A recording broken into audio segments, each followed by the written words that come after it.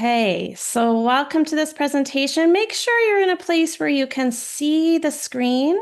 Make sure you have something to write on because you're going to want to take notes. There's a lot of information in this workshop. If you have any questions that come up, just jot them down on your notebook, and then at the end of the presentation and the workshop, we can really get into answering some of those questions. I'm sure that a lot of you have questions, but let's just leave those to the end so that we can kind of have them in an organized way. So welcome to this workshop on left-hand mastery, the best mind and body methods to master shifting, intonation, and fingerboard awareness. And basically, anything to do with the left hand. Of course, the right hand will come into it, but we're really going to be focusing today on the left hand and what we can do to become better at overall just moving around, becoming masters of our left hand. So I want to welcome everybody here and everybody who's coming in. If you haven't done it already, go ahead and type into the chat. Say hello to everybody. The chat is there for you to kind of talk to each other while the workshop is going on. So if you have any thoughts about what's going on, you have any questions you want to put into the chat, you can do that and then kind of keep them in mind for the end of the chat. But feel free to interact that way until we pick up our cellos, and then we will use our cellos, so then you won't be able to chat. But while we are not using our cellos, you can do that. Okay, so I'm really excited to share with you these super powerful tools that are going to help you to totally change the way that you approach your cello playing for some of you forever. But first, I want to make sure that you're here and that you're in the right place for you.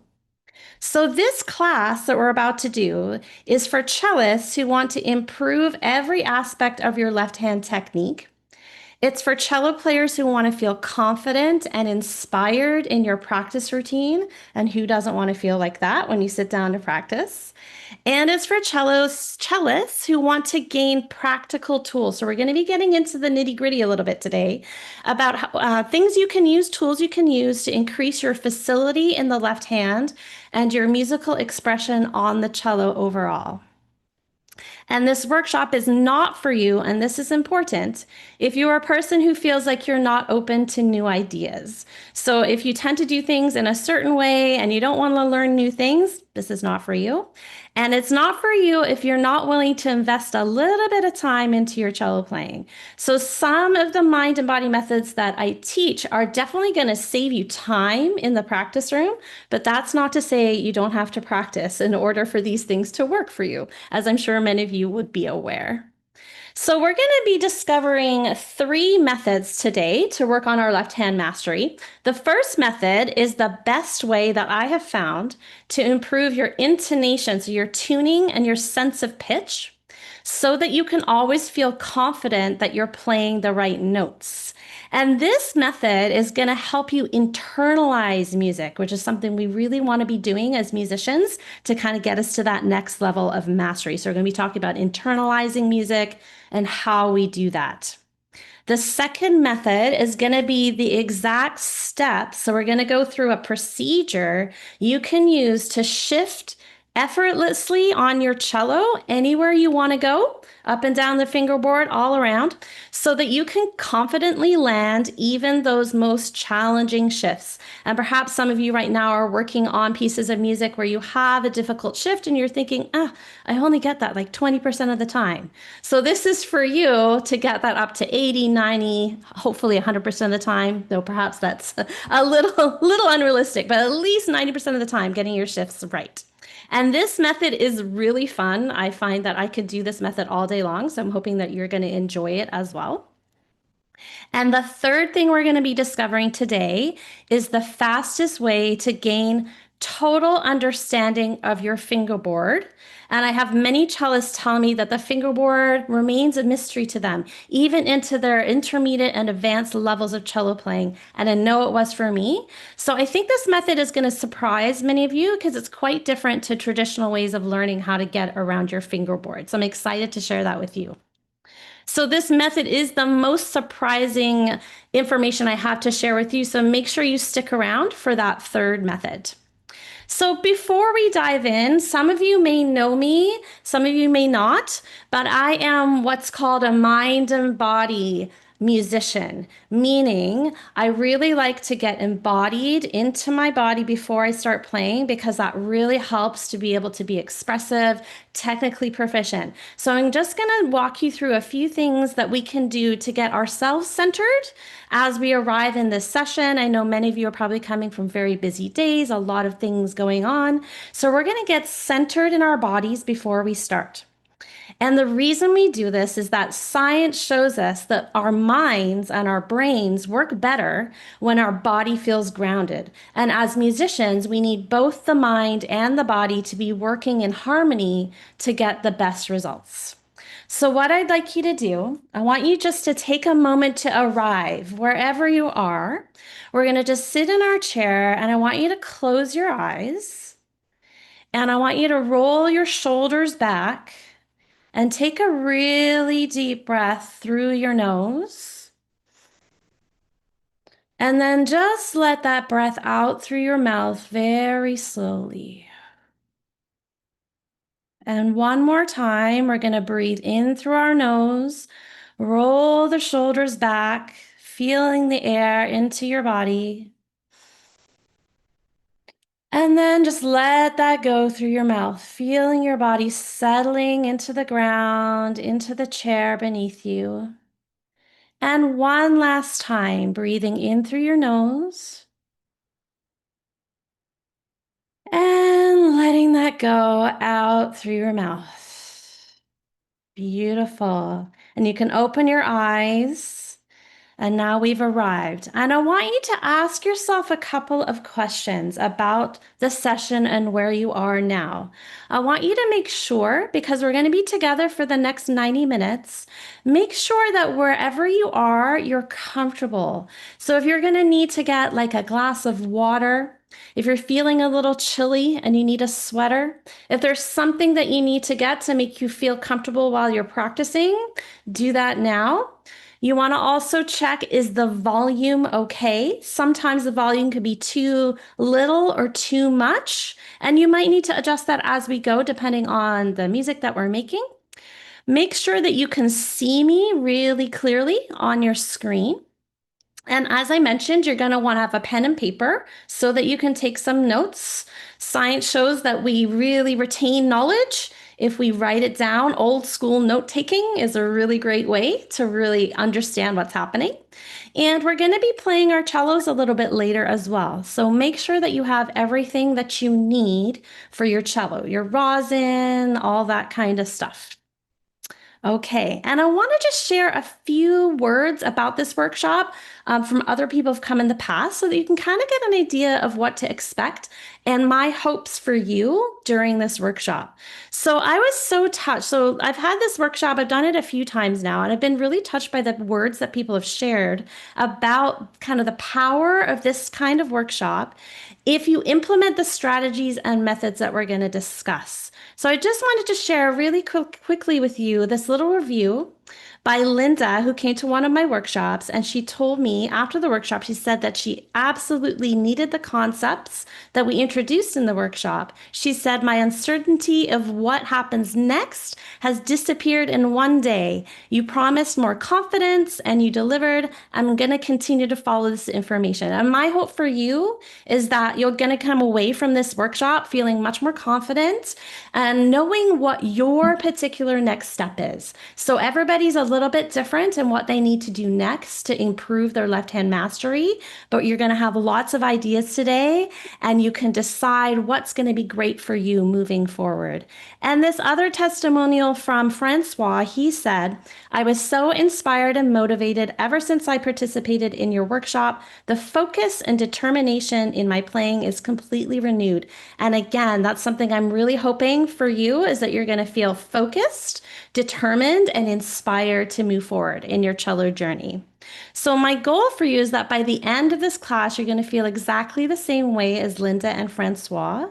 And my promise to you is that the information I'm going to share with you today and the exercises we're going to do and the fun we're going to have, this is all going to help you become a better player.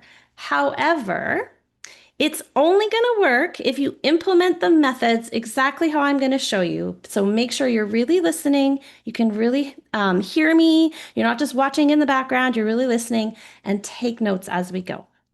So this workshop is going to be probably a little bit different from some of the workshops you might have done. And the information here, the reason for that is the information that I'm going to be sharing with you is backed by scientific research in a number of fields that I have studied. So music, performance, education, performance psychology. Psychology is something that I've really dived deep into, how to help people perform at their best, as well as the years of experience I have working with adult cello players. Teaching adults is my passion and it's what I love to do most. And adults are a little bit different to kids. So we're doing things that are meant for adults, meaning I'm going to explain exactly what and why we're doing the things that we're doing.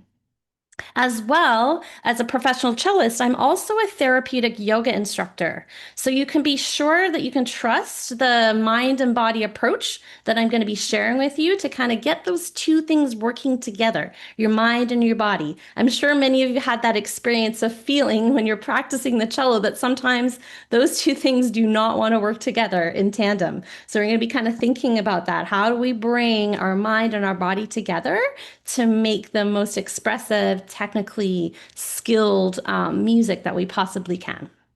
And we're going to be exploring techniques that help cello players to integrate skills faster. So essentially teaching you how to practice efficiently and much more effectively than traditional cello lessons or trying to teach yourself by yourself. So just so you know that I'm serious about getting you results, I have a gift for everybody who stays to the end of the workshop. And that gift is a popular PDF guide that I created that is going to help you to reduce tension in your playing and have more focus. So people really love following this guide. It's got some of my best tips in it. So if you stay to the end, I will share that with you. And a couple more bonuses as well. At the end of the Q&A, you're going to be eligible to receive a free group coaching and a special offer for one of our most popular programs. So make sure you stick around so that you can get your free coaching and your special deal if you feel like you want to join our program. So I don't want to bore you with too many details about myself, but I do want to make sure that you know that you can trust me and my cello performance and my teaching methods. So let me just tell you a little bit about me for those of you who don't know my story and my journey. And before we do this, if I could just make sure that everybody has your microphones muted. There's a little bit of noise in the background, so just make sure that you have muted your microphone because I want everybody to be able to hear this information really clearly. Thank you. Okay, so I am Mia, the creative cellist. Mia is a stage name. My full name, Marion Elizabeth Arthur. That's what makes a Mia, and I've used Mia for a long time as my stage name. I'm an award-winning recording artist and soloist and an ensemble player. I've played in all kinds of ensembles, classical, metal, pop, rock, jazz, you name it. I've played it. I love to improvise. I love to play classical music. There isn't a genre of music that I don't love. When people ask me what my favorite music is, I'm like, all of it. I love all of it. I have a cello performance degree from the University of Toronto. For those of you who don't know Canadian schools, that's the sister school to Juilliard in Canada. So these two schools kind of work really well together. I have teaching certification from the Royal Conservatory of Music and the Suzuki Association of the Americas. I'm a certified therapeutic yoga instructor. That's where this mind and body stuff comes from. And I'm also pursuing a master's in counseling psychology, which has really informed my teaching and my coaching around the cello because there's an incredible number of psychological concepts that really apply to cello playing, cello practice, cello performance in general. And I've attended hundreds of hours of master classes, spent thousands of dollars being coached by some of the world's top cello players. Some of these people you may recognize, some you may not. I'm sure everybody recognizes this guy.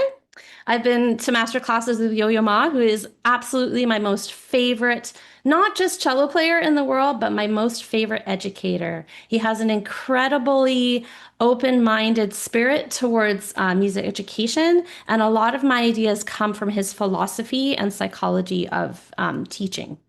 And these people as well, who are all amazing Canadian performers. And in the last few years, so like let's say 5 years ago, I've been leading a thriving online cello community. Some of you are part of that community of adult cellists and educators who are dedicated to finding more mindful and joyful ways to play the cello, specifically designed to meet the needs of adult cello players. Because as I mentioned before, adults are not kids. We don't learn the same way. And I love that I can contribute and help adults to really meet their full potential as musicians. And these are just some of the cellists that I have taught in some of my programs. I love this picture because everyone's smiling and happy. So I'll tell you a little bit more about that wonderful group later. But first, I want to tell you a story. And this story is going to be important for you to kind of understand the philosophy of where these mind and body tools come from so that you can understand why it is or the way that I develop my teaching style. So I'm going to tell you where I came from. So my journey here to a coach, being like an online coach of hundreds of cellists, hasn't really been an easy one.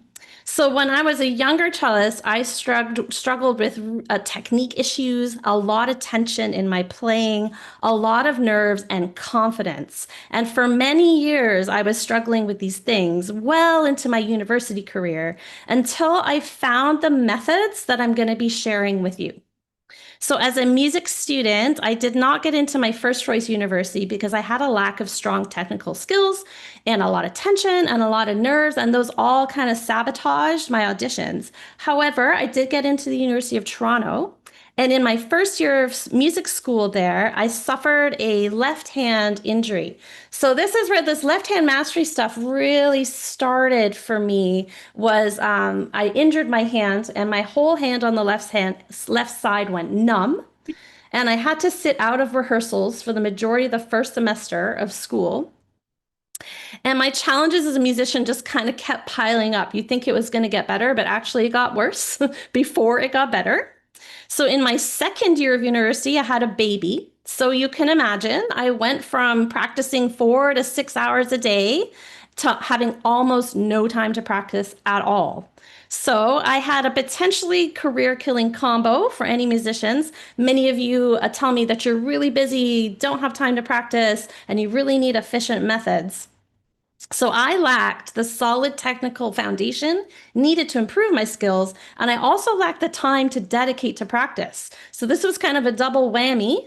And many people tell me, I just do not have time to do this, and I'm struggling with this and this.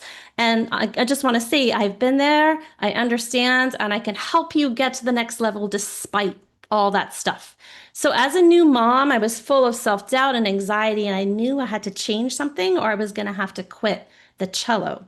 So I began a journey to find the most effective methods to progress quickly and to sound better. I had to do this. And the methods I discovered completely changed the way that I practiced. And to be honest, they totally changed my life. So this cello journey, some of you, and maybe you can talk about this in the chat, how has the cello and interacting with the cello changed your life? Because I have found this a life changing journey. And I'm sure that's true for many of you as well. It's a passion for me.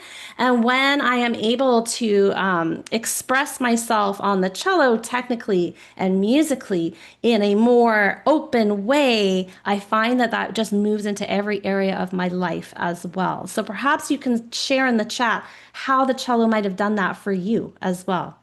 Once I began to share these methods that I learned with some of my students, they had some amazing results. I have seen some amazing transformation of students. So this is my student, Christy, and she came to me a few years ago. She wanted to improve her technical ability and her improvising skills so that she could play in a group with others. And here you can see her confidently playing with other string players at an adult string player camp. This is Andrew, who wanted to become a professional cello player, but decided to go in a different direction. And he came back to me after about 20 years of cello playing. He wanted help with tension and positive practice mindset. And we have worked together now, I think, for 3 years. And he's found that he's having way more fun and his tension is just kind of releasing from his playing. And lastly, this is Claudia, and Claudia says that she loves our sessions. She's become so much more confident since starting with me, and she's just enjoying her playing. So, in fact, these results have been so amazing in our VIP program that we have grown. Like, we have dozens of cellists now. I've hired a new coach for our program, and I'm helping cellists every day who are reaching out to me for help. And it's just amazing. As you can see, how many people we have here in this room. It's so wonderful for me to see you all here. So, let's talk about how I went from being a mediocre student to playing with world-class performers and sharing my methods with hundreds of cellists and educators each year, because that's a big journey that's going to help you if you know where and how I did this. So in my third year of music school, my professor, it kind of got so bad. My professor told me she thought I should not return for my final year of school. So she had no confidence in me. She didn't have the confidence that with just an hour or two to practice each day, that I had what it took to succeed. And at this point, I knew I had something really had to change, or I was going to have to give up this music career that I dreamed of. So I sat down and I wrote out exactly what I wanted the future to look like in my cello playing. So I really visualized where I wanted to be, how I wanted to sound, what I wanted that future to look like. And this was the first step. I didn't know it at the time, but this was the first step towards embracing a mind and body approach to learning. And it had some really powerful consequences. I learned later as a yogi, so when I did my yoga training, I learned that this type of intentionality is what happens when you embrace visualization. And visualization is one of the most powerful and most underused methods in cello playing to improve any skill, but in cello playing in particular. And this process, visualization, let's talk a little bit about what that is, because many of us may think we have an idea of what that is, but it's actually a very specific process. It's not the same as daydreaming or hoping or wishing. Visualization is a focused and intentional thought pattern where you imagine a vision of the future and then you actively work towards achieving it in tiny little steps. And the key is tiny little organized steps. So I want to do some visualizing together. Again, before we pick up our cellos, we want to really be thinking about where we're at, where it is we want to be. So I want you just to close your eyes again, and I want you to think about yourself with the cello and imagine yourself in an environment that you would just love to play the cello in. So whether that is a big concert hall, or perhaps on top of a mountain, somewhere beautiful. You can imagine your most ideal audience. So perhaps that is a big audience of people you don't know, or maybe it's just a tiny little audience of you and some friends. Maybe it's just you and your dog, whatever that is, or perhaps you're by yourself. And I want you to imagine you're playing your cello. Think of a piece of music that you love. It doesn't have to be a piece of music that you know how to play right now, but something that you love. And I want you to imagine yourself playing this piece of music with a deep sense of control and mastery, totally in control.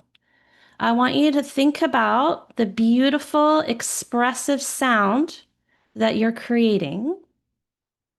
I want you to think about the lack of tension. So you're completely relaxed in your body, no pain, and you have a total understanding of your fingerboard, where you're going anytime on the cello. You can hear the music before you play it, and you're effortlessly moving around your instrument. So just visualize that now. And then what I want you to do while you're visualizing that beautiful performance, I want you to say to yourself, I am my own best teacher.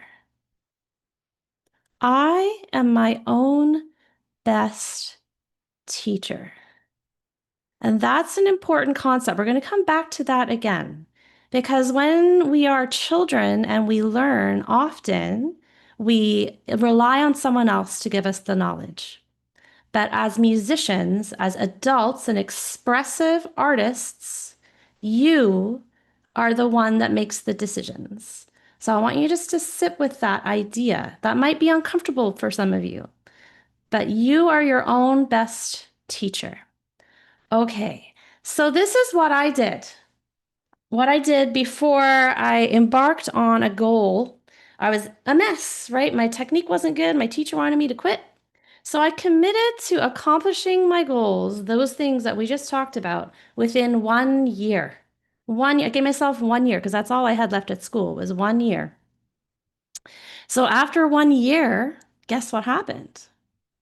I reached and surpassed all of my goals. Even though my technique was terrible, I was tense, I wasn't playing the way I wanted to, I reached and surpassed these goals, and it all came. And this may seem silly to you because I wasn't necessarily even playing my instrument. I mean, I did play my cello, but it all came from that commitment and that visualization. So I reached and surpassed my goals. So here I am on the radio after my first cross Canada tour, releasing my first independent album of original music. This was 1 year after I graduated from university. And this album went on to be nominated for a Toronto Independent Music Award. And later I won 3 more grant winning albums. And this is me playing a Vivaldi concerto with an orchestra, also around the same time. So, as I mentioned before, I play many different genres of music, and I love them all. And since then, I've been hired to play with world-class bands, filmmakers, orchestras, musicians of all genres, and I've become a successful and passionate teaching artist. This is what I love to do. And here is me in all kinds of places, doing all kinds of things. And with the right mindset, these methods, I believe, can work for any cellist in a short period of time. This is a process that will continue throughout your life. But if you want to make quick changes, you're here and you want to be here in a year, I can do this. I can help you do that. But you need some very specific ways of thinking about your cello playing. You're going to need to be ready to let go of ways that have not been working for you, and you need to be ready to embrace a new way. So, are you excited? Because I'm really excited. If you're excited to get into this, let's put that in the chat. Let everybody know that you're excited, and we're going to get into this with our methods. Okay, so we're going to start. Method number 1. This is the best way to improve your intonation, your tuning, playing in tune, and your sense of pitch so that you can always feel confident that you're playing the right notes. So I'm sure, and we can talk about this in the chat, how many of us feel like sometimes our tuning is just not where we want it to be? Right? Show of hands. I'm going to open up so I can see everybody. Put up your hand if sometimes you feel like your tuning is just not where you want it to be. Me too. Yeah, almost all of us, right? It's something that comes up again and again, and we need as many tools in our toolbox as possible. This method is the best one that I have experienced in my 40 years of playing and my 20 years of teaching. And it's something that came from a mind and body approach. So, like every well-trained classical musician, I arrived at university with this huge stack of scales and study books. And maybe some of you have a growing stack of books, scales, studies, all this stuff, right? Thinking, oh, if I play these, this is going to make me a better cello player. In traditional classical training, students practice scales and studies every day. And perhaps some of you are practicing scales and studies every day. But what I quickly learned from attending group masterclasses at university and with cellists like Yo-Yo Ma was that the cellists who played with the most flawless sense of pitch were not the cellists that were playing the most scales and studies. That was not the correlation. It wasn't, oh, play your scales, now your tuning's better, or play your studies, now your tuning's better. That's not how that worked at all. And I was very confused by this because I'm like, I'm putting in the hours. Why am I not playing in tune? In fact, some of the most masterful cellists never played scales. And I'll add to that, some of the most masterful cellists practiced for the least amount of time.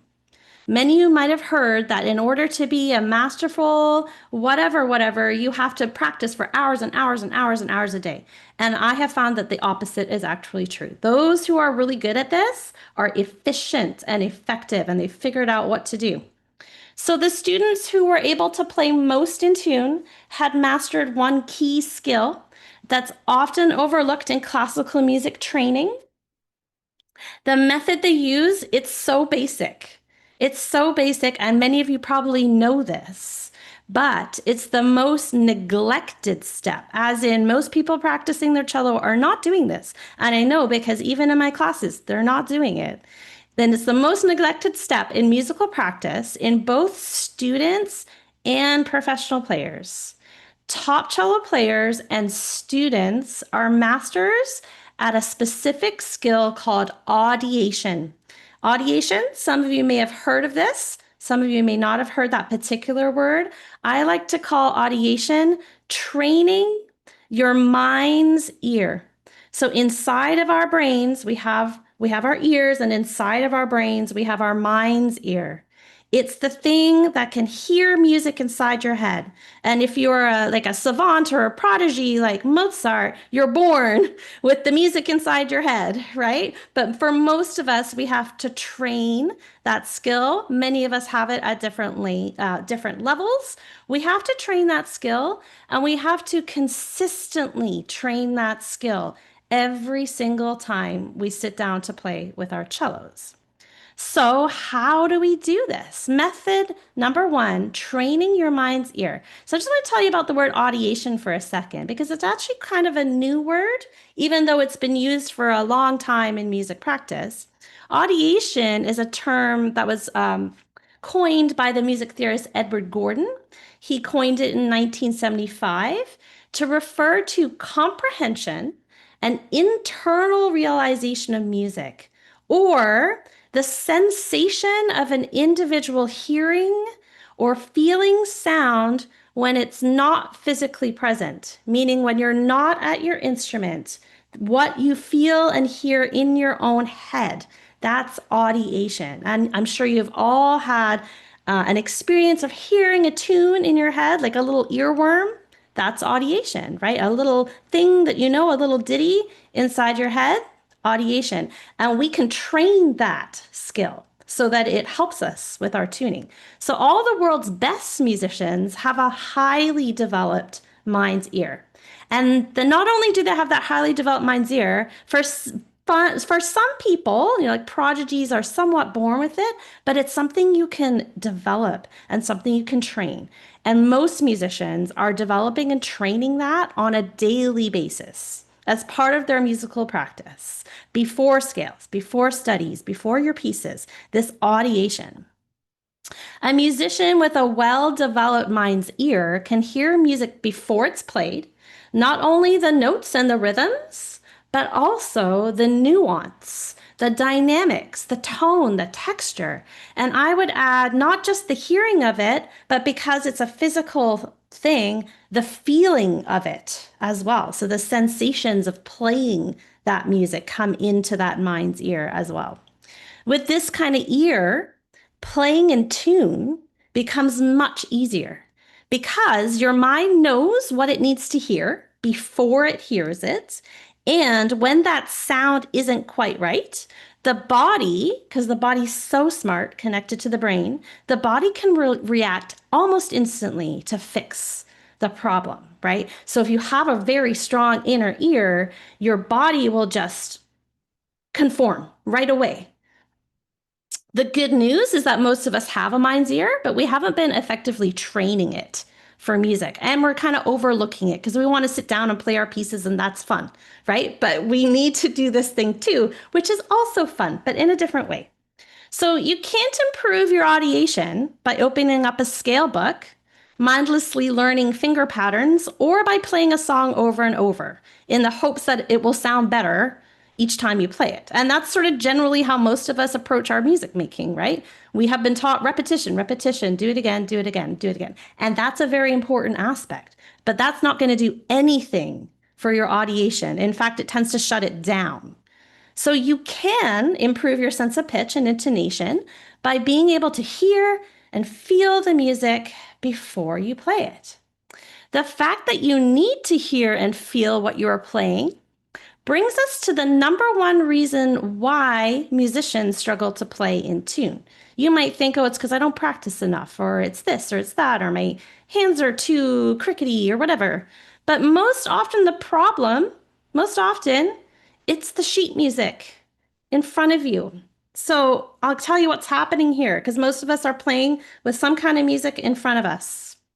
So when we learn music from sheet music, with our primary sense of seeing, our eyes, we interfere with the sense of hearing. We interfere with the sense of feeling. And the hearing and the feeling is what we need for the audiation to happen. Most of us, our visual cortex is large in the brain, and our visual sense overrides almost everything else. And that's a problem. So one of the worst things you can do to improve your pitch, and I'm sure some of you are doing it, is sit down with a scale book and practice your scale over and over and over while looking at those notes. Terrible. Stop doing it. Stop doing it now. So if you can't improve your pitch by looking at sheet music, what can you do? What should you do? So the most powerful way that I have found that leads to the fastest results is a three-step mindful audiation process. This is the mind and the body. It helps you to tap into your mind's ear and play beautifully in tune without looking at the sheet music. And of course, we all have to use sheet music. If you're in orchestras, you're in ensembles, you want to learn your pieces, you're going to have sheet music. And eventually you're going to look at it. But this skill you develop without sheet music in front of you. So please know, I'm not advocating that you stop using sheet music. I'm not advocating that you memorize every single piece of music that you play or that you never have sheet music. Only that if you're struggling to play notes on the page in tune, then you do need to remove the sheet music temporarily and follow some of these steps. So here's the steps. Very simple steps, but I bet many of you are not doing them. The first step is whatever it is you're trying to play in tune, you need to listen to it on repeat. And it could be that it's just two notes. It could be, okay, whenever I play that F and then I go to that C sharp, it's not in tune. And so you need to figure out how to get that F and that C sharp onto a recording of some kind and listen to it on repeat over and over and over. And while you're doing that, you're not just mindlessly listening, you're internalizing the sound of that thing by humming and singing if you like to sing, humming if you don't, and tapping for rhythm. So you need to be able to feel. There's the sound and there's the feel. So that's where the rhythm comes in, right? So you're listening. So let's say, there's a part in your piece and you play an F and then you play a C sharp, it's out of tune. You can either record it for yourself. If you can't do it yourself, get your teacher to record it or plug it into like a little program that's going to play an F and a C sharp, listen to it, hum it, and then you repeat that process over and over, just listening, listening, listening. A lot of people don't want to do their listening, but this makes no sense because this is an oral art, right? It's the art of the ear, not the art of the eye. So do this listening. Okay, so mindful audiation step one, you're going to listen repeatedly to a recording of what you're attempting to play in tiny segments. Many of you might be doing your listening. If you're doing like Suzuki method or something, your teacher might be listen to this piece, right? Listen to it a bunch. But I'm going to suggest that you cut it down into like tiny 5-second segments, little tiny segments, whatever you can remember in your short-term memory. You need to be able to remember what you heard and repeat it in your mind. And you will get better at this over time, but at first it needs to be tiny little pieces. The more difficult the music, the smaller these little listening segments need to be. You can access recordings of music online, or you can ask your teacher to record segments of music for you. So if you're learning a piece of music, you can get it cut it up into little bits so you can just hear those little bits. And you can also use slow down apps, and many of you might be doing that. Slow down the part that you're trying to learn if you're struggling to grasp how it sounds at the speed that you need to play it, then slow it down. Mindful audiation step 2. So after step 1, which is repeatedly listening to what you need to learn to play in tune, you want to hum or sing a small segment of the music, whatever that is. This is the internalizing, right? Getting it into your brain. You don't need to be a good singer, so don't worry about the quality of your voice, but you do need to be able to express this sound somehow out loud to yourself, right? So you need to be able to kind of hum it, sing it. Some people find if you have some keyboard skills, you can play it on your keyboard, though that is externalizing the sound. So we want to be programming it into our brains. And you want to tap or clap the rhythm of the music. And if it's difficult to sing and clap at the same time, do one, then the other, and then you can put those two things together. Mindful audiation step 3, you're going to go to your cello and play the segment of music that you've just listened to a bunch without looking at your sheet music. And not only that, you're going to minimize all visual distractions in your surrounding environment. So one of my favorite ways to do this is to turn off the lights completely in your practice room. Turn them off. Black out your windows. Make it really, really dark. And the reason for this is when you turn off the lights, you improve your sense of hearing and you improve your kinesthetic sense, so your sense of feeling.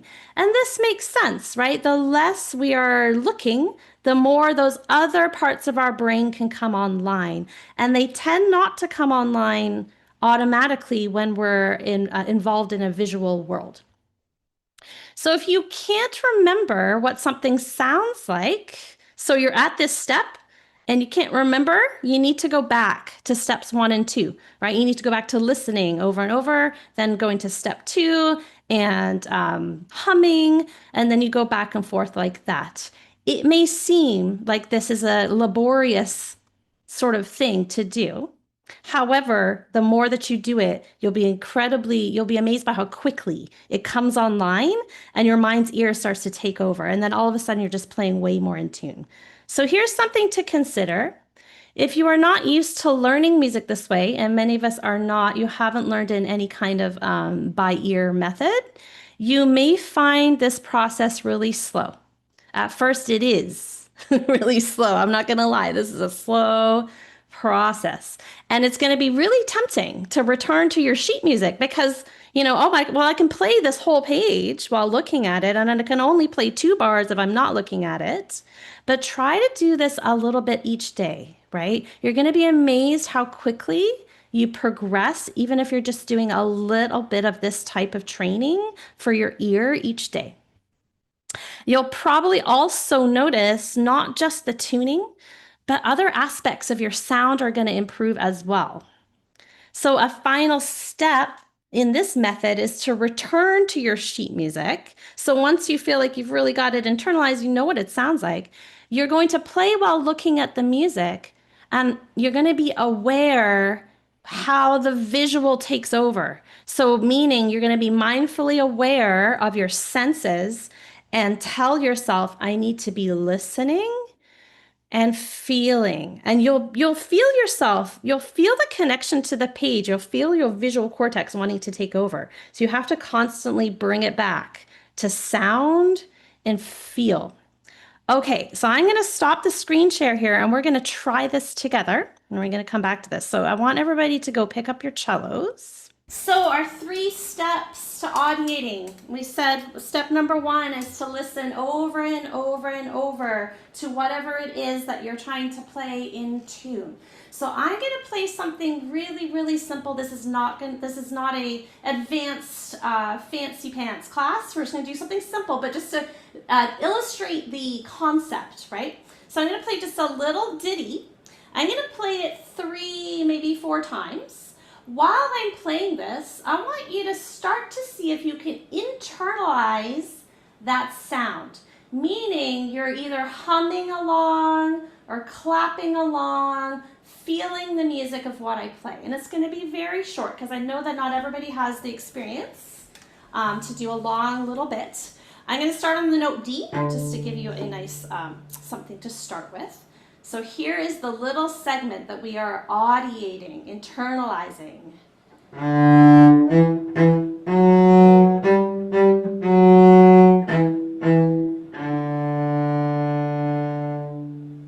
Okay, I'm going to play it 2 more times. You can sing, hum, feel the rhythm and the beat.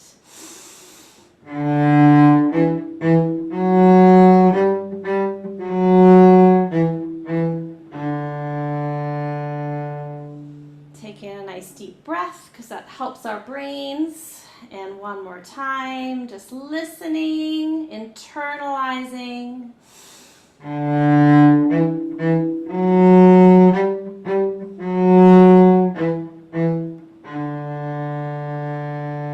Okay, and then from here, so we've now got that internalized, hopefully, we would sing it out loud to ourselves. So let's say that that was on a piece of music. I've played it on my cello. I now want to internalize it. So I can sing or hum, la, la, la, la, la, la, la, la, la, and try to sing it with as much of the expression that was in the original piece. But it's okay if it's just notes and rhythm, and again, it doesn't matter if you are in tune. It can really help to give yourself a beat, right, that goes with the tune, so you can figure out what beat you're doing. La, la, la, la, la, la, la, la, la, la. And I'm going to do it one more time. La, la, la, la, la, la, la, la, la. And then that's when we get to attempt to play it on our instruments without any visual distraction. Will be easy for some of you, harder for others, and that's totally fine. Let's try it. Starting on D. 1, 2, ready, go.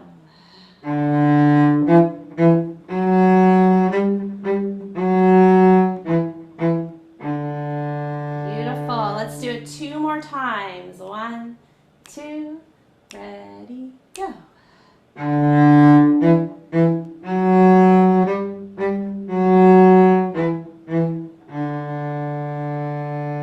Very nice. And one last time, roll those shoulders back, take a deep breath, chins up a little bit towards the sky to open up your chest. Nice deep breath. 1, 2, ready, go.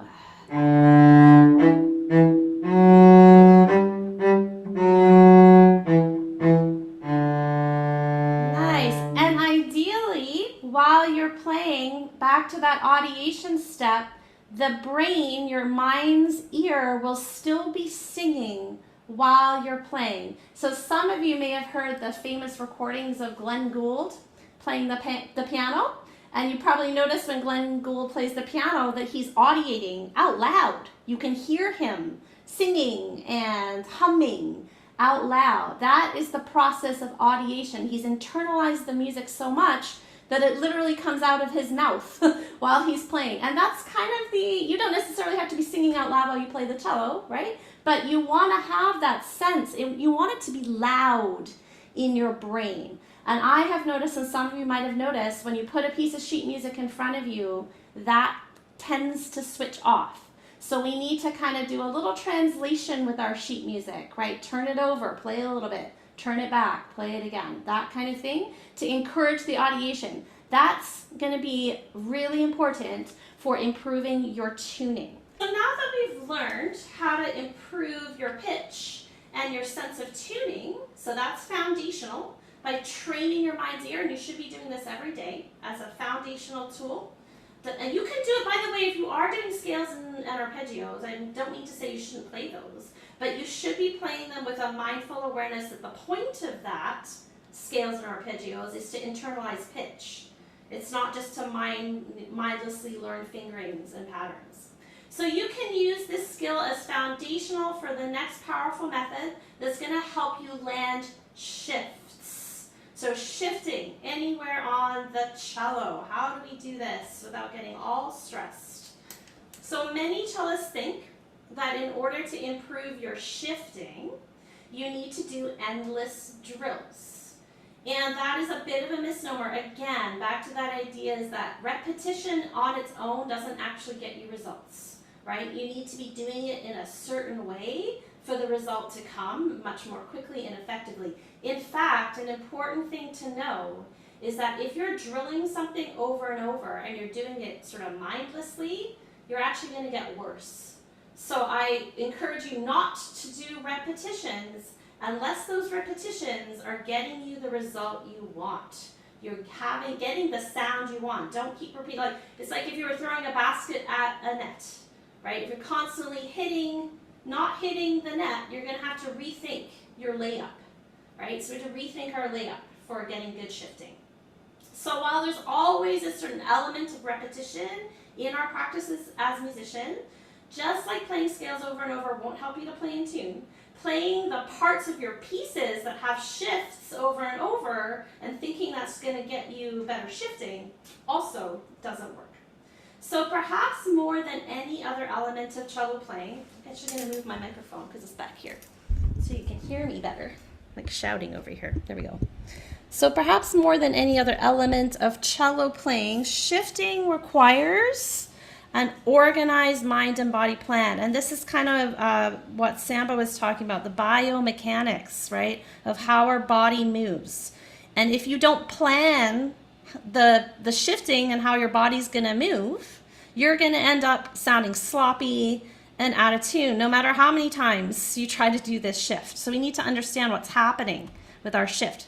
So in order to shift anywhere on your instrument, you need to understand the physics of what you're doing and the biomechanics and how this affects your body. And this is where the feeling sense comes in, feeling and audiation. So most cellists, and perhaps you're a cellist like this, you can think to yourself and ask yourself this question. Most cellists are using what I call the jump and pray method of shifting. I call it the jump and pray as this man down here illustrates. He's jumping and potentially praying that he's going to make it to the other side with that big hole in the middle. This is an extremely unwise strategy of shifting, right? To just kind of like, oh, I guess it's up here and it kind of sounds like this. I don't really know. So how do we understand the physics of a shift so that we can be confident and moving around our fingerboard and like that we're going to be hitting our notes, 90% of the time or more? So the analogy here of the jumping man, just like a person leaping over a large hole, we need to have a solid starting point. We need to know where we're starting before we jump. We need to have an accurate idea of how far the distance is that we're going to be jumping. So an exact idea as well of what the landing feels like in the shift. So this is the feeling sense. What does this feel like? And, sorry, I gotta move you guys out of the way. And for a musical shift, we really need to have a sense of what it sounds like. And most importantly, take this into account. And why I do all this breathing and all these mind and body calm down exercises in lots of my classes. We need to be calm and we need to be relaxed. And nothing ruins a shift faster than panic. And you may or may not be aware of the anxiety and panic that's in your body when you shift. It could be at a very low level anxiety. It may just be like jittery in your arm. It doesn't necessarily have to feel like nerves in your chest, right? But we need to stay calm and we need to stay relaxed. And there's technical ways that we can do this. It's not just a breathe and everything's going to be fine. We can really approach this in a much more organized way. So the absolute best way that I found to develop the solid foundation that you need to shift is what I call the sticky slide, the sticky slide. And some of you may be familiar with a sticky slide, but I'm going to explain the analogy and why it's so important. So if you imagine the man and the hole, and he's jumping over the hole, imagine if he had a nice solid piece of wood underneath his feet. And there's still the hole, but he's got that wood underneath. He would no longer have to worry or stress about how far he's going, or worry about the landing, because he's going to feel like secure, right? You're going to feel secure along the length of the jump, along the length of the shift. And the only thing he might be concerned about is how fast or how slow he wants to travel across the bridge. So you're going to be thinking, oh, do I want to do a fast jump, a slow jump? So imagine that he not only had a solid piece of wood, but he had an exact starting line and an ending line to give him a sense of what is happening, so he could judge the exact distance, both physically and mentally, that he was going to travel. So all of a sudden, this leaping, and a lot of people shift by doing a kind of leaping, praying, hoping method. Leaping into nowhere becomes a more calm and logical traverse across the bridge. And from there, you can create a lot more musical expression, all that good stuff. So as cellists, we have a nice solid piece of wood under our fingers. It's called a fingerboard, but it's amazing to me, and amazing, I think, to probably many of us, and I find myself doing this too, how many cellists don't use the fingerboard when they're shifting, or not thinking about this as a tool that you can use. I see people leaping, you're in first position, and then they have to go up high, and they just like fly, right? And then, oh, I guess it's in tune, maybe it's not. I see people leaping all over the fingerboard with no idea where they're coming from or where they're going next. And this is not to shame you, because I did this probably well into my university years, right? If you have a somewhat decent ear, you can kind of get away with some of this stuff, but you're never going to be very, very accurate. So, you might find like, well, I can shift into my positions. I don't need all this. But if you want to get that next 5%, right, you really need this. So people usually jump too quickly, and they end up falling short of the note or going too far. So there's all these little things that can happen when you're shifting. So thank goodness we're not jumping chasms, because as a cellist, many of us would have died by now. So sticky slides are the way to prevent injury, literally and musically speaking. And it means carefully defining and thinking about the parameters of the shift, the biofeedback, the biomechanics. The information from your brain to your body is going to help you to nail those distances. In other words, as the analogy, you have to think before you jump. And I'm just going to, a show of hands, let's be honest with ourselves. How many of you have found yourself in a shifting situation where there wasn't a lot of thought involved? Let's see the hands. Yeah, probably almost all of us, right? Yeah, you're like, oh, I'm just gonna, it's up here somewhere, right? Yeah. So we're going to see what we can do to minimize that. And again, that's not to say, like, if you're playing an orchestra and you're sight reading and you've got to play some notes, there's gonna be some jumping and praying. Like, you're not gonna eliminate that entirely, but in your own private practice and thoughtfulness, we can get much better at being thoughtful, okay? So step 1 in thoughtful shifting, effortless shifting, is to identify the note. And this might seem obvious, but it's amazing to me how few people do it. You identify the note before the shift, and you want to understand everything about this note. I have noticed when people shift that they are often hyper-focused on the note they're shifting to, and give very little thought to the note before the shift, which is your foundation. So understand this note. Don't go on from this note until you've answered the following questions about the before shift note. And the questions you should ask yourself when you're practicing mindfully, you want to ask yourself, what note is this? What is the name of this note that I am starting on before the shift? And this may seem silly to those of you who are like, I know my notes, but just suspend judgment for a minute, because you'll be amazed how much information is contained in the name of the note. So what is this note? What is the name?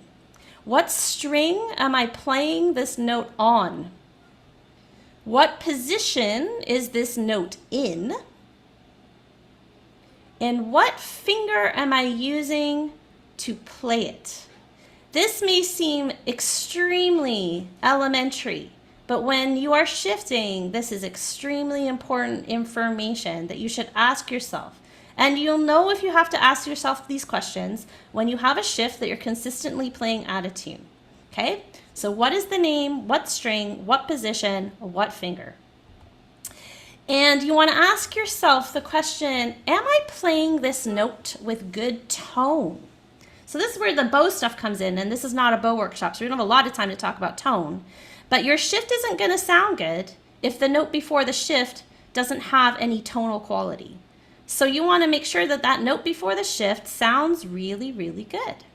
Shifts often fall apart, not because of the note that you're shifting to, not because of the, oh, this really high note up here, but because the note you're coming from is unsteady and unclear. And usually that happens because of the anxiety that the shift creates.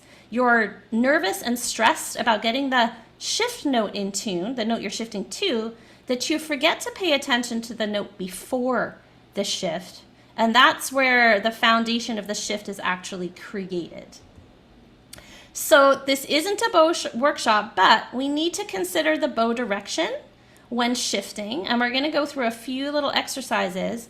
You need to consider what direction of bow you're using to play your shift. So is this a slurred shift on one bow? Is this a shift from down bow to up bow? Is this a shift from down bow to up bow on a different string?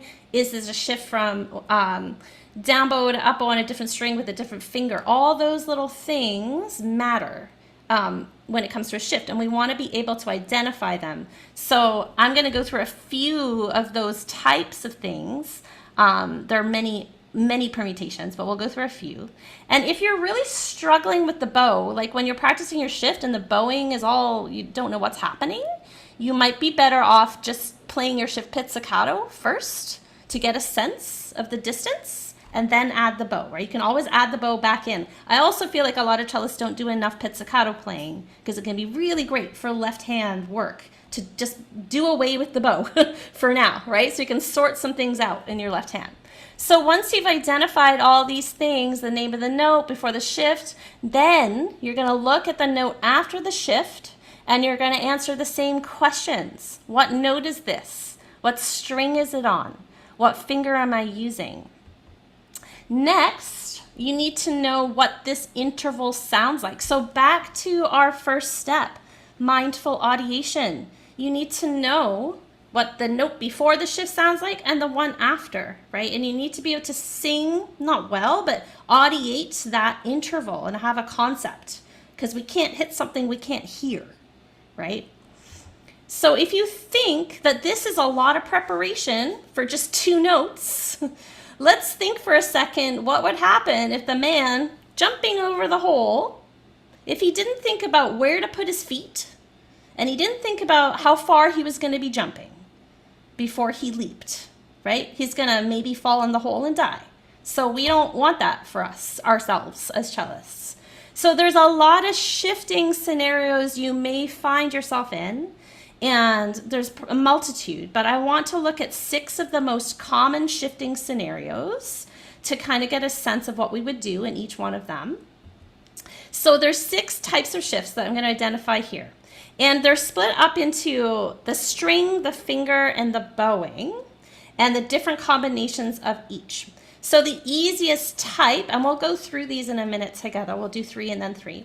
So the easiest type of a shift is when you're on the same string, you're using the same finger. So let's say you start on finger 2 and you move down the string with the same finger, and you're using the same bow, right? So like a 2 to 2 shift with the same bow.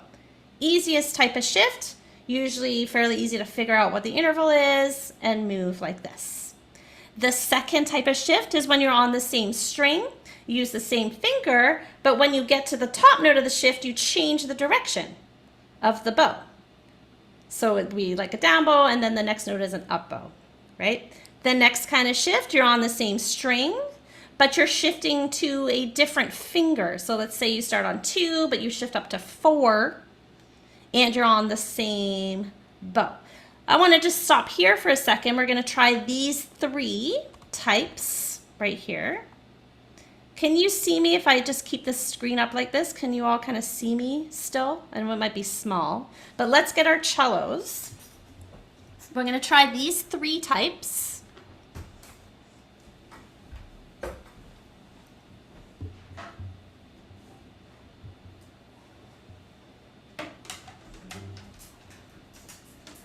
just give you an example. You can just watch if you like, but if you want to try it with me. So if we think about our steps, so this first one, same string, same finger, same bow. So an example of that is if I'm on the D string and I play the note F, right? And then shifting down the string to the B flat. So first step, I have to be able to hear F, B flat, La, La. Have to be able to hear that. You can't expect a shift to be in tune if you can't hear it. Next step would be to slide, and this is where the sticky slide and the biomechanics come in. We are going to slide down the fingerboard gently with your thumb touching the back but not squeezing, but there's going to be a nice sliding action. You're not going to take your finger off the string at all, and with your bow you're just going to slowly slide as evenly as you can, right? With as little stress and anxiety in your body. So before you do it, you want to take a deep breath and then just allow yourself to slide. Nice and smooth. Beautiful. Let's do that one more time. F to B flat, take a breath, down bow. And my audiation is La, right, as you're playing.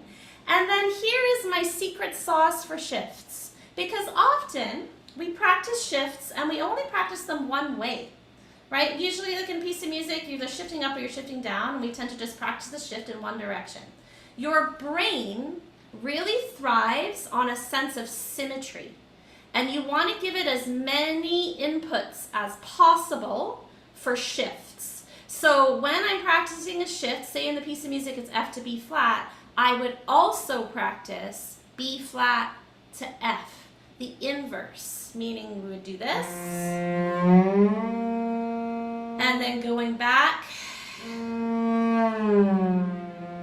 both directions, down and back. Beautiful. With as little stress as possible. Practice your shifts quietly. We don't want to add extra tension. You can always add the fortissimos and the whatevers later, but we just want a sense of calm confidence. That's what gets us out of the habit of like, oh my gosh, help, right? This feeling of like, oh my gosh, I have to shift, right? All that like jittery nervousness. We need to counteract it with calm movements, okay?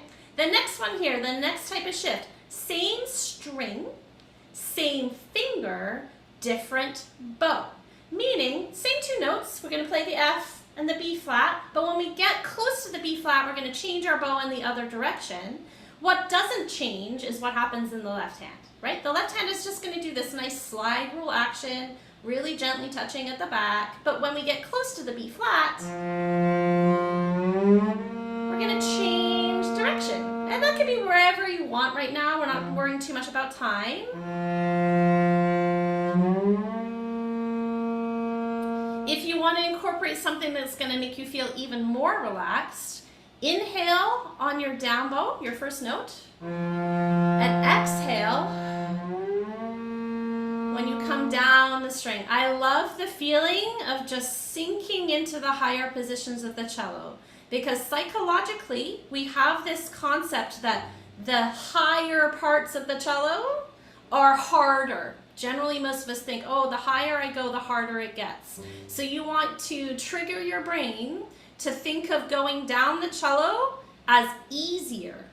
And the way we can do that is by letting go physically with our bodies when we shift down the instrument. So I would do a down bow inhale and an up bow exhale and relax. Just relax. Beautiful. Just like that, right? And so we're making the connection. A shift to higher notes on my instrument is actually easier. If you can trick your brain into thinking that being in the higher parts of your cello is the easiest place to be, you've kind of won the cello battle. Because most of us think the opposite way, right? This is harder, but it's actually easy. Just relax. The next one, same string, different finger, same bow. So this is where, let's say we're doing our F with second finger, and let's say we're going to go down to B with, actually let's do 4. Let's go to C. So it'll be F in the first position, and then we're going down to C. So this interval, again, we need to hear it. La, la, and then same bow. So the way that this works, we want to prepare our fourth finger as we're coming down, getting ready, knowing that that fourth finger is going to come into place when we get there, right? So a gentle movement, and then a gentle movement back, because we want to do our shifts up and down. Beautiful. One more time. And back. Gorgeous. Very nice. There's 3 other types of shifts, but we don't have a lot of time, so I'm just going to tell you about those shifts. We would practice them in the exact same way. Come back here. So the other types of shifts, and they progressively get a little bit more difficult as you progress through these. The other types of shifts include shifting to a different string, but with the same finger and the same bow. So that would be like going from the D string over to the A string, 2 on the D string, then over to the A, right? So that adds the extra complication of the bow moving onto another string, but the foundations are exactly the same. We want to develop a really relaxed going up to the note and coming back and incorporating your breathing so that you can feel comfortable and confident when you do that. The 5th type is different strings, so like D and A string, same finger, but changing the bow when you get to the top. And then the last one, the most complex type of shift, is different strings, different fingers, and different bows, right? So it all changes at the top, and that's where you get the extra complication, right? You're gonna be moving across the strings, you're changing the finger, and you're changing the bow. So if you're aware when you're having trouble with a shift, it can be very, very helpful to identify which one of these, what type of shift is this? Because then you can work from there to identify what you need to do to practice it in order to get it working for you in a smooth way. So I want to just go over really quickly these basic procedures for the shifts, and then we're going to take a break because we've already been at it for an hour and a half. Can you believe it? An hour and 20. So we'll take a little break. So the basic procedure for making your shifts work for you is to audiate the notes of the shift, meaning you have to hear them before you play them. You're going to slowly and smoothly slide back and forth with a heavy finger, not squeeze fingers, but heavy fingers in the left hand. And this allows your mind and your body the time to process your shift, going up and going down for the symmetry, because your brain loves symmetry. And if possible, whenever possible, try to organize your breath so that you're exhaling as you move up the string and relaxing your upper body. And you'll be amazed what your instincts do here. Your instincts tend to move towards holding your breath during a shift and contracting your chest. So it can take a while to train your body. You need to tell yourself out loud, relax the shoulders and exhale. And if you do that with your shifts over time, they're just going to become more relaxed. So you're not going to be as stressed. It's going to feel more comfortable to play your shifts. Okay, so now that I've shown you how to improve your intonation, and shifting accuracy, I want to share with you one of the greatest discoveries I've made as a cellist. So, as a classically trained musician, and many of you here will be classically trained because most cello teachers are classically trained, I spent hours learning scales and studies in the hopes that this would help me to improve my fingerboard facility, like knowing where I am on the fingerboard, being able to get around, and my tuning. And where there is some truth to that, it did not get me to a place where I could know exactly what note I'm on. And Anna was talking about that. What note I'm on at any given time. Where are you, right? The geography of your fingerboard, especially in the higher positions. So while I did make some technical progress, this kind of practice tended to bring tension and stress into my playing, mostly because repetitive up and down scales, they just get repetitive, right? And they get kind of boring and they get kind of frustrating. And many of you may have had, I mean, there's a few exceptions. You may enjoy scales, but many of us find like after a time, okay, enough of that, right? I want to be playing music. I want to be playing fun stuff. So I found that not only that, but I was very uncertain about how these scales and these things were relating to the music that I was playing. So it's very common in traditional classical lessons to be playing some scales, to be playing some studies, to be playing some pieces, but then there's no connection. Your teacher isn't helping you to understand how these are connected together. And they should be connected together in a way that makes this less tedious, less boring, and also relevant to what you're doing. Understanding the relevance, the practical cello theory. Why are we doing this, right? So if you remember, I told you that in my third year of university, the tension in my playing and my lack of time to practice got so bad that my professor started to doubt my ability to finish my degree at all and counseled me not to return for my final year. Now, we can debate whether that was good advice or not, but that's what happened. And around that time, something miraculous happened. It totally changed the way I approached my cello life, and it saved my career as a cello playing musician. So this discovery helped me to begin mapping out my fingerboard in such a way that within a few weeks, I was moving around the fingerboard quickly, efficiently, and playing with much more musical understanding than I had ever thought possible. I was able to learn music much more quickly and efficiently and play more in tune as soon as I found this method. I learned this incredible secret from jazz musicians who had invited me to jam with them. And some of you may have had experiences jamming in different groups, folk groups, but I was specifically working with jazz musicians, very focused on improvising in all 12 keys. And the snowball effect that this type of practice had on my playing allowed me to to go on to enjoy a career both as a classical player, but also as a successful improviser and play in all kinds of genres of music, which I love to do because I have an incredible love for all sorts of music. So this was really powerful for me. And I love to share it with adult cello players because there's a whole world of beautiful music, not just classical music. So with this method, I could easily transpose music into all 12 keys, and I began to be able to move around my fingerboard and tackle difficult music at lightning speed.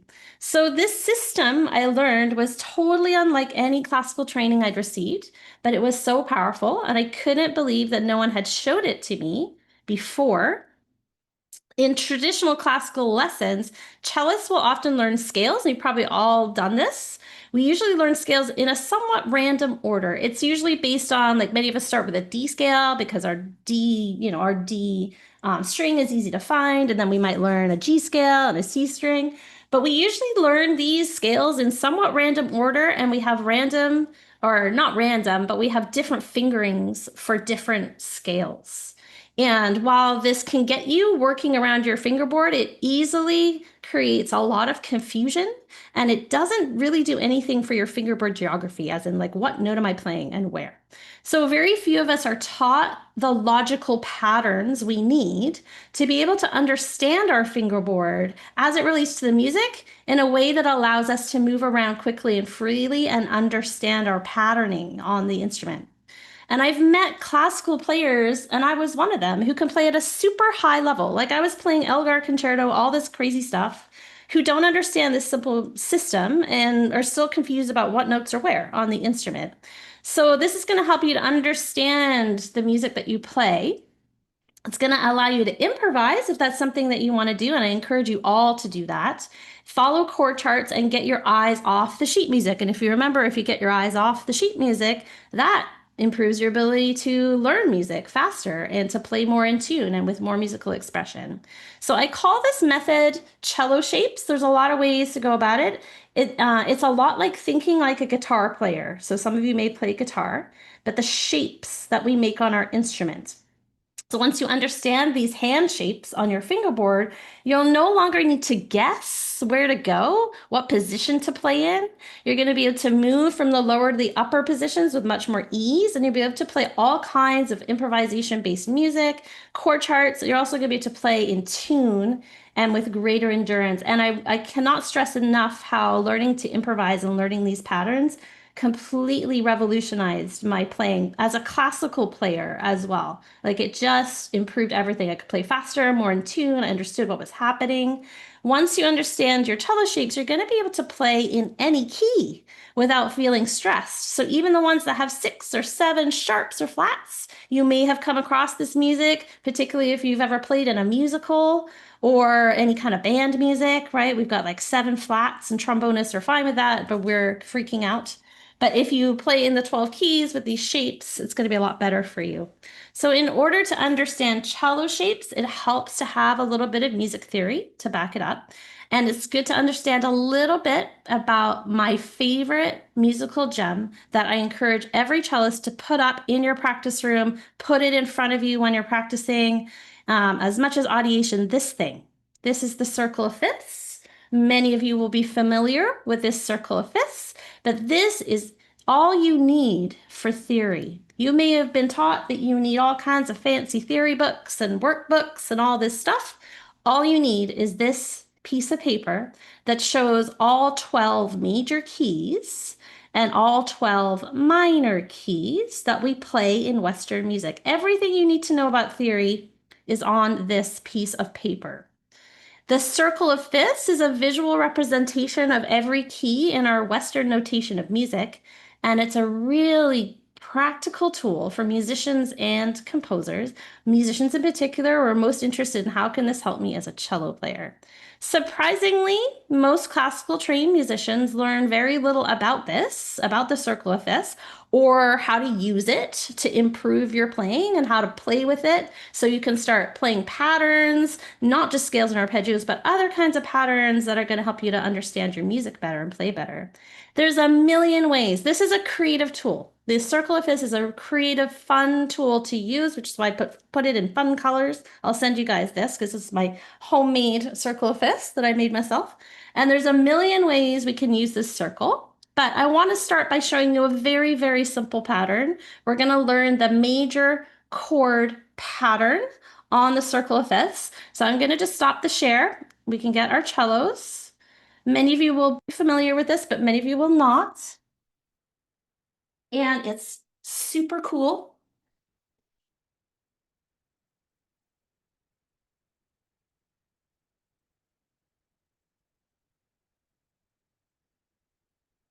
It's okay. So we're going to learn a major scale pattern. Or sorry, major chord pattern. So let's see, you had a piece of music, it's like a song, a folk song, and it says C major chord. Like, well, what is that? C major chord. So on the cello, we can play any major chord with the same 3 fingers, and those fingers are 4, 1, and 4. Finger 4, finger 1, and finger 4. Very, very easy. And what we can do, for those of you who want to explore all 12 keys, and you all should explore the 12 keys because that's how we get facility in our instrument, so we just move this pattern around the cello and we find the same pattern for all 12 keys. So what we'll do here is we're going to start at the top of the circle of fifths. I'll call out the name of the key. All you need to do is find that note, and I'll play it so you can match it. We can do some audiation. And we're going to play the pattern. So the C major chord, so you see that on a piece of music, C major chord. C major chord is finger 4 for C on your G string. Over to E for 1 and G. And then back. C major. If you like, you can add your bow or you can pluck it wherever you're at. Right? That's C. Now on the circle of fifths, if we're going clockwise around the circle of fifths, as it says in its name, each note is a fifth apart from the note before it. So the next note after C is G. So we think to ourselves, where can I play G with 4 fingers? So there's a few different places, doesn't have to be where I'm playing it, but you can play, again, 4, 1, 4.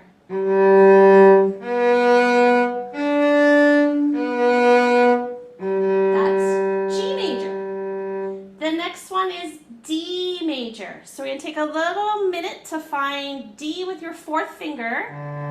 Needs to be in a place where there's a string next to it, so it can't be the D on your A string, so probably on your G string. Right? And we're going to play D, F sharp. That's D.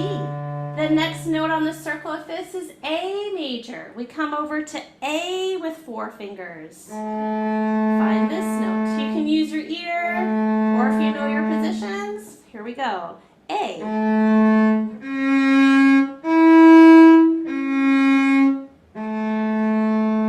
Beautiful. Now we're going to find E with 4th finger. So I like to come down here to your C string. Some of you might know that as half position. And we can play E major chord, 4, 1, 4.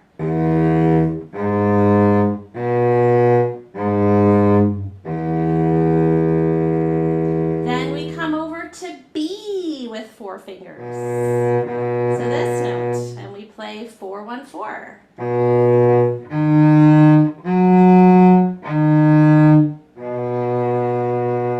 And now we're at the bottom of the circle of fifths at F sharp major. Some of us might be thinking, oh my gosh, F sharp major, but F sharp major, just 4, 1, 4. So you find your F sharp with 4th finger.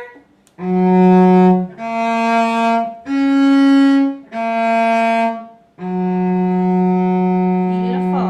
Then we find C sharp. So you take a second. Sometimes hard to find that C sharp with 4th finger. Beautiful. 4, 1, 4.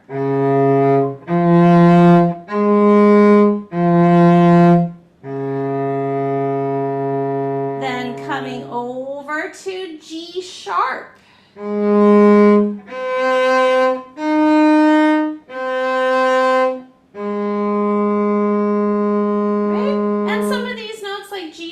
You can also think of them as their flat names. G sharp is also A flat. So G sharp major and A flat major are the same chord. Right? Then we're coming to D sharp or E flat major. So we find that D sharp with your ear. So slide around until you find it. 4, 1, 4.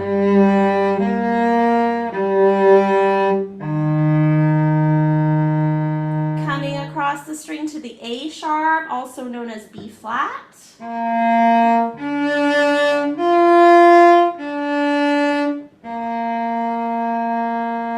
Beautiful. Then to F with 4. So I come all the way down here.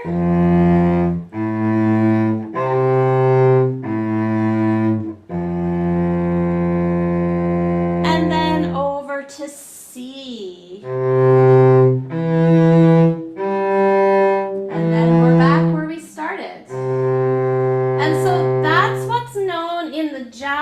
As a 12 key series, and 12 key series, the power of a 12 key series is that you can train yourself to play, your fingerboard geography becomes much stronger because you always have to ask yourself, okay, where is that note?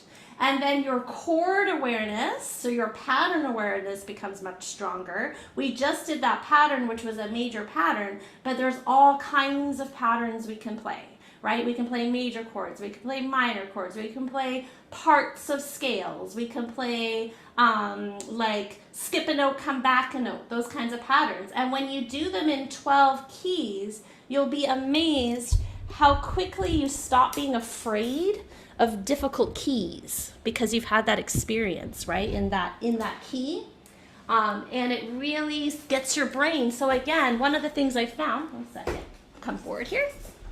One of the things I found about scale practice is that it tends to kind of numb our brain and bore us at the same time. Our ears shut off and our brain kind of goes into automatic mode. And so when you do those repetitive scales over and over, we're not really creatively engaged. But when you use your circle of fifths and you think to yourself, what is a pattern that I could play all around this circle? And you can make up your own patterns, right? That was a major scale pattern or major arpeggio pattern, but you can make up your own patterns. It can become a creative tool for you when you're doing your technical practice to get into a more creative mindset. And you can also use that for helping you, let's say you have a tune and you want to transpose it, right? If you're maybe playing with a singer or with a band and you know the tune in one key, but you want to transpose it into another, if you've practiced your patterns in all 12 keys, it gives you the ability to do that as well. So it's a really creative technical tool. Let me just share my screen one more time because we've got a few more things to talk about.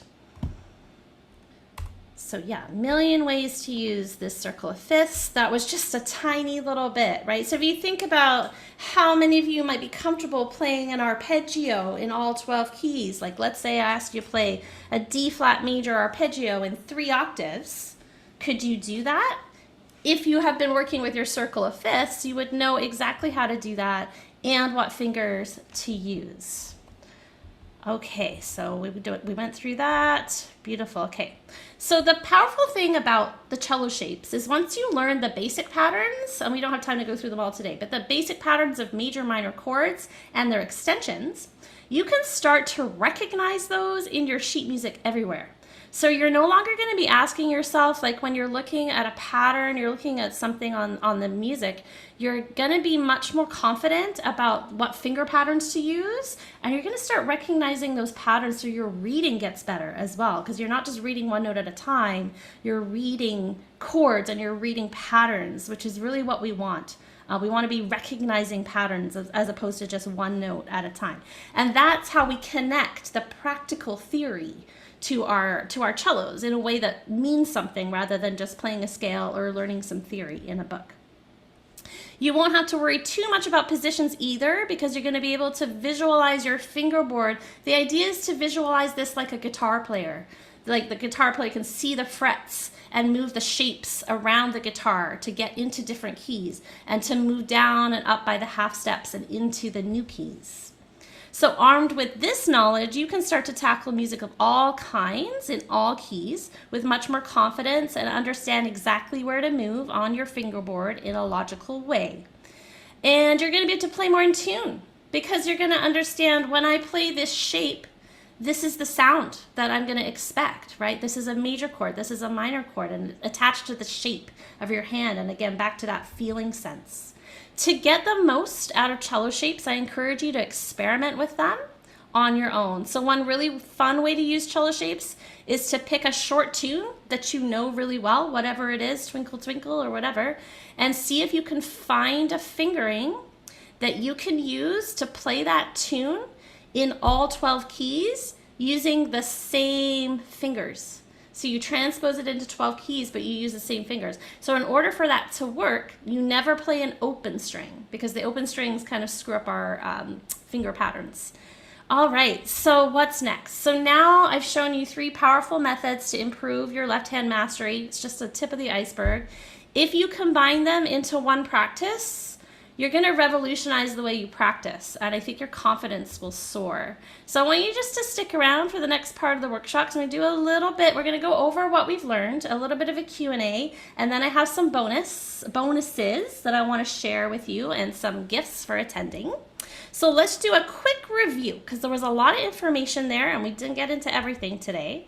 But let's go through these 3 methods. So method 1 was how to improve intonation, sense of pitch, so that you can always feel confident that you're playing the right notes. So that method was audiation. And audiation is the process of hearing and feeling. So I added that feeling, that was my mind and body, hearing and feeling what you're going to play before you play it. And the steps to audiation are to listen to short segments of what you need to play. Most cellists I know are not doing this enough. You need to hum, sing, or play on a keyboard while tapping in your mind's ear or whatever, however you feel comfortable. And you want to eliminate, this is really key, eliminate visual distractions like your sheet music. Turn the lights off. Do this with your eyes closed. And another way to train your mind's ear is to improvise. So taking some of these patterns and using drone tracks to give your ear a foundation. So when you practice on your own, sometimes it feels like, oh, I don't have anybody to play with. So putting on a backing track or a drone, that way you can have a nice sense of what to play. Simple patterns like a pentatonic scale, just to get into your sense of tuning and feeling. And method 2 was how to shift effortlessly on the cello. So my favorite method for this is sticky slides. And again, the audiation is really important. So you identify the notes on either end of the shift. You use audiation to hear how they're going to sound, slowly sliding from one note to the next with mindful awareness of pitch, bowing direction, and your breath. That's not here on the page, but your breath is very important. Relaxing and breathing as you go. Play the slide up and down and give your mind and body the feedback. Biofeedback is a word that we talked about here. Biofeedback means the information your body needs to feel confident that it's doing the right thing. And important things to remember about sticky slides: don't leap around your fingerboard. You need to stay connected in a gentle way to the fingerboard and practice the different combinations of scenarios, right? So the down bow, up bow, same finger, different finger, and use these as a creative exploration. If there's one thing that I would love to share with you is that technique doesn't have to be this rigid, eat your vegetables kind of thing, right? You can explore technique in every moment of your music with creative exercises that you come up with yourself.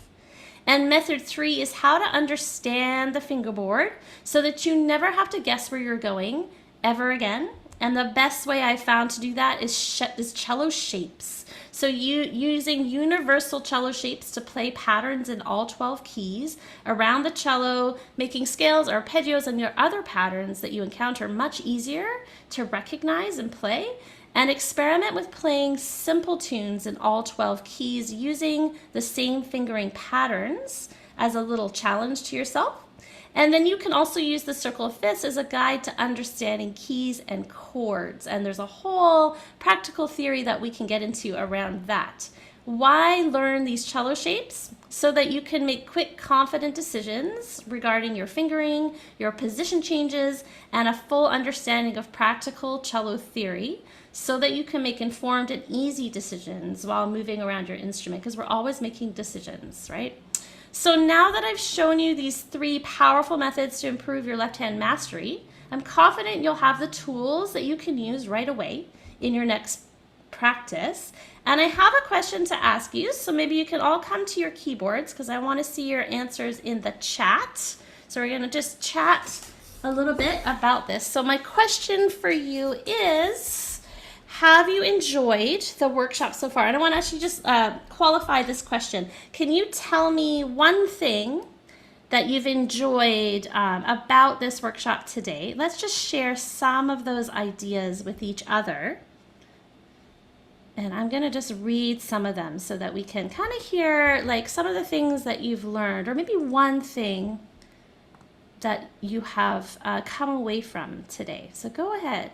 Using the same fingering over 12, please. Yeah, that's a really great, powerful tool. for learning chords and arpeggios, for sure. What else have you learned that you can take away with you today and try?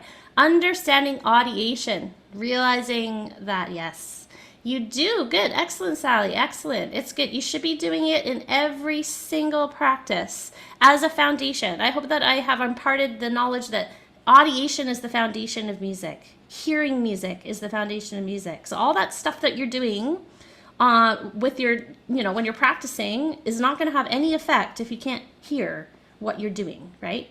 Yes, the importance. Audiation, circle of fists, fingerboard is actually, yes, it is there to help. Yeah, for sure. If you can sing it, you can play it. Great. Yeah, so just keep sharing those. Those are wonderful, wonderful thoughts. All right, so let's go on a little bit here. So would you say that it's fair to say that if you use these methods, you're going to get to your cello goals faster than if you'd attended the workshop today? If yes, go ahead and put that into the chat. I want to hear your feedback. And I have confidence that if you take these tools we've learned today and apply them in your practice, and application is key, you're going to start to feel and hear. Notice those two words, feel and hear, not see, feel and hear, big changes in your cello playing. And if doing this on your own was your only option, that would be such a worthy pursuit. But I have an option for you that would allow me to serve you at a much higher level and reach your goals faster. You probably notice there's a whole level. The depth we can go into these concepts is great.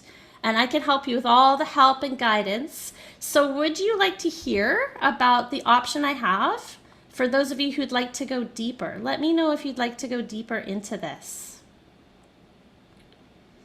Okay, yeah, so let's go a little bit deeper. So I want to just introduce you to my program for adult cellists. The program that I run is called Cello Yoga, and the concept of this cello yoga program is that cello players need community to be successful. A lot of us spend a lot of time alone in a practice room, but I have over the last few years discovered that when we work together, we get our goals met much, much faster in a group environment. So the concepts that I've shown you today only scratch the surface of the mind and body methods that you can discover to improve your cello cello playing quickly, and have more fun. So let me talk to you just a little bit about cello yoga and what and who it's designed for. So I designed cello yoga for cellists who want to feel more motivated, inspired, and supported, and have a fun and motivating community. Cellists who want to discover research-based mind and body methods like the ones we've been doing today to practice more efficiently, and who are ready to expand creative horizons. So into the world of improvisation, of playing more in tune, of having more fun, and going far beyond your current level. It's also designed for cellists who are ready to invest in yourself and your passion as a cello player. And I can tell there's a lot of passionate cello players here today. And those who want expert advice on a continuous basis, as well as cellists who want to have fun and just have more joy in your life. And who I did not design this program for is for people who want to practice all alone, don't like being around people, people who are not open to new perspectives, and people who are not ready to commit some time. So the people in our program are really dedicated to their passion, love what they do, adults of all ages and types. So that you can have a better idea of what this program looks like, let me just give you a very brief typical overview of a session. If you were to come to a cello yoga class, what would it look like? So in every session, we include mind and body fundamentals, like the things we've been doing today. So we learn mindsets, physical tools to help you avoid practice frustration, bodily tension that can hold you back. These tools will help you to maintain balance, flexibility, and develop rock-solid confidence in your abilities. We also include technical development. Every session, we explore effective ways to produce beautiful sound and explore the necessary components of right hand and left hand mastery, so both together. And cellists work towards relaxed control over your instrument, no matter where you are on your cello journey.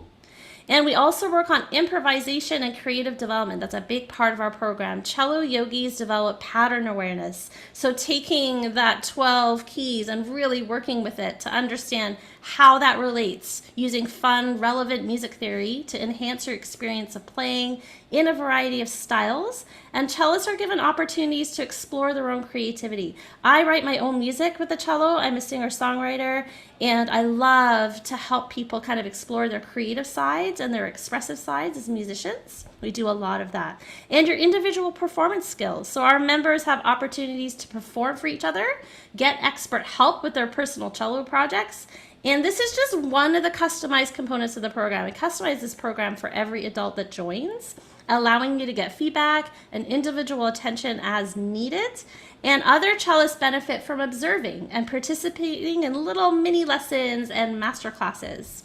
And we also, this is a super fun part of our program, we work together to create recordings of ensemble music. So we work as a team to learn and record multi-level cello ensemble music of all kinds of genres.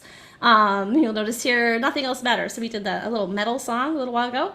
And through these group experiences, cellists develop ensemble skills and have the opportunity to improve your music reading and your rhythm skills. And that's not all we do. So we also have guest workshops where we explore the world of cello playing in different genres through expert-led classes. So I invite experts from all different areas of cello playing, not just cellists. Sometimes we'll have performance experts, improvisation experts, people who work with people on like their nerves, and we just kind of go into that world with experts to kind of guide us down the path. So if you're ready to, and you really want to get serious about skyrocketing your cello progress, I put aside some time in the next few days, and I would love to talk to each of you, even if you're not sure you want to join the program, but you just want to talk with me about your cello journey. I encourage you to book a call with me at celloyoga.ca. You can just go there and you can schedule a time. And in that session, I'd love to speak to each of you about your cello journey and where you're at. And we'll talk for about 45 minutes. So this is kind of a strategy call to map out exactly where you're going next. So you may have got some ideas today about what you might want to do, but we want to map out specifically what you want to do, what are the next steps to take, so that you can feel confident and motivated and play with that amazing sound and the skills that you're looking for. And we're also going to figure out if our yearly membership or one of our seasonal, it says summer fling here, but we're now into the fall. We have seasonal memberships as well. So we'll figure out which one of those would work for you, whether you want to become a full member or just join us for a short period of time, kind of customize based on what you're looking for. So on the booking page, you'll find a calendar. If you have any trouble booking a call, you can just reach out to me by email. I'm at mia@celloyoga.ca. I love to hear from people, just hear your feedback about what you enjoyed today. And I do these workshops, every couple of months I do different topics, but if there's something that you want me to discuss in a future workshop, let me know. I love to have those conversations with people. And on the call, if you do book a call with me and we get to chatting, I want to talk about a few things. I want to see if I can help you to get the results that you're really looking for in your cello playing, to see what the actual problems are that you're experiencing, because we're all pretty unique, and how I can help you fix them, and to see if we're a good fit. It's really important that people in our program have a super positive mindset, like to work in a group and understand the value of working with others, like how much more progress you can make when you work with other people to achieve your goals. And once we do that, once we have that chat, we can figure out if cello yoga, what that would look like specifically for you. It's a little bit different for each person, depending on what you need. It might be more group, more individual, that kind of thing. So I know what you must be thinking. You're probably thinking, this is going to cost some money, right? And it's true. There's an investment to join our program. But the great news is that when we were considering the investment and how much to charge for this program, kind of looked at the other programs out there to see what they were offering. And none of them are really offering what we do. And we asked ourselves a question. And the question was, how can I make the value of this program far exceed the investment?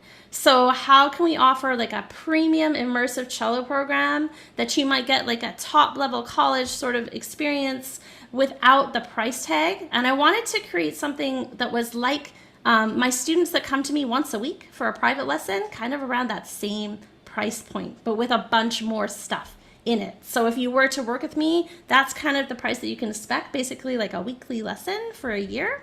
And we asked ourselves how we could do that at 10 times the value for our members. So you've probably seen some college or online programs out there, and they cost like $15K a year, which is crazy.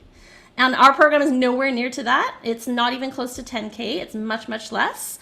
It depends a little bit on your personal circumstance, how much it is for you. So that's why we get you to book the call, so we can talk about that. And when you book your call, we're going to talk specifics about cost, depending on some personal factors. But I think you're going to be pleasantly surprised because we have a lot of financial flexibility and so much value in the program. I encourage you all to book a call just so we can talk about those options. Cello yoga is about mastering skills in a way that's optimal for your adult mind and body. And it's about connecting with other dedicated amateurs in a supportive and non-competitive community.